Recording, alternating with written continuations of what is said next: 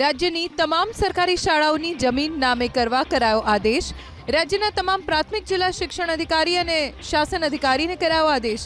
જમીન જે તે શાળાના નામે ન હોય તેવી જમીન 7 દિવસમાં શાળાના નામે કરવાની અને શાળાની જમીન પર થયેલા દબાણ દૂર કરવાની પ્રક્રિયા શરૂ કરવા આદેશ કરવામાં આવ્યો છે।